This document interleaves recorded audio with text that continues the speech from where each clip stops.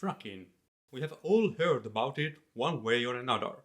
Politicians seem to love it, then hate it, then love it again, while experts wait on its advantages and disadvantages. But what is fracking? Fracking is a technique used to get oil or gas trapped in rocks. Step 1. Drill a hole in the ground. Step 2. Pump water, sand and chemicals into the ground. Step 3.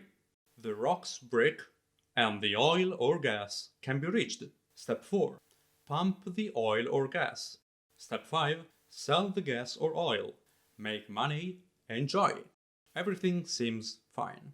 Well, there is always the risk of contaminating drinking water resources.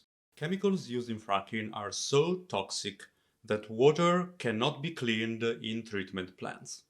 What is worse, fracking companies often choose not to disclose what chemicals they use, and part of the methane collected in the ground is usually lost in the atmosphere, worsening greenhouse gas emissions. But then, if it is risky, why do we hear about fracking so much?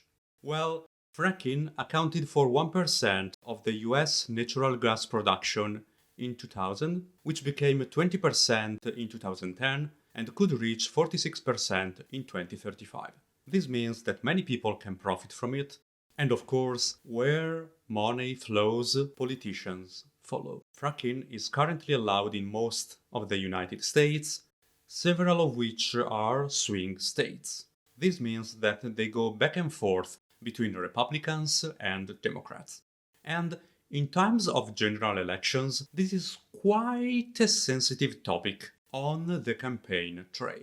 One of these states is Pennsylvania, Joe Biden's home state, which happens to be decisive for the coming presidential election. So, where does Joe Biden stand on fracking? Well, in the third presidential debate, he said he never opposed fracking. However, in one of the Democratic primary debates, he said that there was no place for any fossil fuel in his administration, including fracking.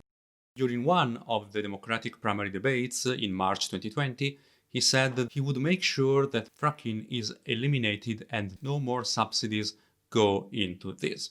However, during the third presidential debate held a few days ago, Biden said that some money will be invested in fracking so that we can transition to cleaner sources of energy. Bottom line, the inconvenient truth around fracking is it is potentially destructive for the environment and for human health.